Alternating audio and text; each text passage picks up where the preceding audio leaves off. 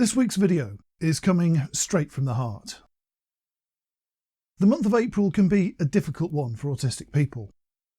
For a whole month we find ourselves being assaulted by strangers on social media, facing harsh criticism and having our self-esteem dragged through the mud by people and organisations who insist that they know what's best for us. They call it Autism Awareness Month, yet all it does for many of us is ram home how little people know about our lives and our needs. It reinforces that those who boast of being experts in the field and organisations claiming to represent us, even speak for us, actually don't understand much about life from an autistic point of view.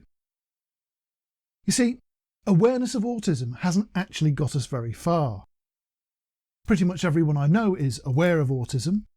They've heard the word and they think they know what it is, thanks to years of campaigning by people who have never experienced an autistic thought. They offer explanations of minds they can never truly understand to people who often aren't interested for the purpose of raising funds or drumming up business. The awareness they promote is one of disadvantage, of deficit and of sorrow. They tell anyone who will listen that autistic people are broken or at best incomplete, that there is an emptiness within us that they can help fill if only they had the funds to do so.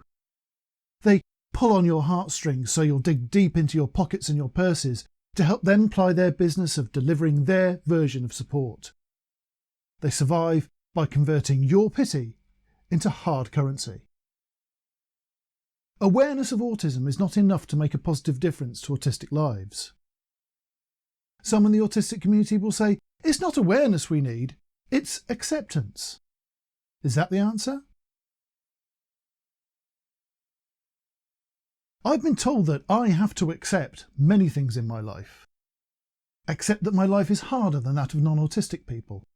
Accept that I won't get the job I'm well qualified for because I'm not as popular as less capable candidates. Accept that life is unfair, that people can be cruel, that prejudice is a fact of life, and that good people get hurt through no fault of their own. If people accept autism, if they accept that we are autistic people, does that make the difference we want to see? Not on its own. You see, accepting something doesn't mean you have to like it, approve of it, or even be willing to let it go unchallenged. We accept many things about our world that we wish were different and would change if we could. People can accept autism but still wish it didn't exist. They can accept that we're autistic but continue to harbour the desire that we were not. They can even be totally accepting that we're different without allowing us equal rights or believing we deserve success. Acceptance puts no obligation on the individual to understand or to treat people with respect. It's often grudging and reluctant, not the warm, welcoming feeling we may want it to be. So, if awareness and acceptance aren't enough, what else do we need? Neither awareness nor acceptance puts any onus on people to actually understand anything. Humanity was aware of and accepted that the sun rose and fell every day and night long before we understood that the earth was round and revolved on its own axis. Most pantheistic religions believe the sun to either be a god or controlled directly by a deity whom they could influence with their prayers and devotions. Unable to conceive of the true nature of the solar system, they imagined personalities in the heavens to explain nature. Sadly, most people's understanding of being autistic isn't much closer to our reality than those ancients who sacrificed young innocents on bloody altars to persuade the sun to keep rising. Like our ancestors, they've observed something they don't understand and formulated their own ideas about it. They too have assigned personality traits to behaviours beyond their comprehension, and in most cases they couldn't be more wrong. Where autistic people and astral bodies differ, though, is that we can actually explain for ourselves. We have thoughts, feelings and understanding of our own, which we willingly share if given opportunity. Why rely on autism researchers, doctors and charities, the high priests and temples of modern autism, to make sense of why we do what we do, when they can just ask us? The only way people can learn to understand autism is to listen to the lived experience of autistic people. Autistic and non-autistic brains don't work in quite the same way, which means our perceptions of the world and the way we interact with it are different from the outset. But more than that, the way many other people shy away from us in fear, isolate us from society, and treat us with pity and condescension rather than respect and inclusion influences our behaviours even more. Many autistic people live in a constant state of anxiety, which heightens our senses even more than autism does. Our nerves are raw and our minds alert for danger. Anyone who lives in a state of never-ending fear is going to behave very differently from someone who feels safe, secure and unthreatened. The situation surrounding understanding of autism right now is akin to that of the early natural philosophers, arguing that round Earth revolves around the sun, against an unassailable establishment that insists the Earth is flat and the sun is a lantern in the sky.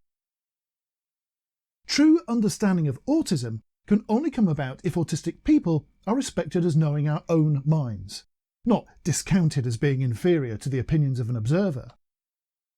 We are the players on the field, not the spectators in the stands or the pundits in the commentary box.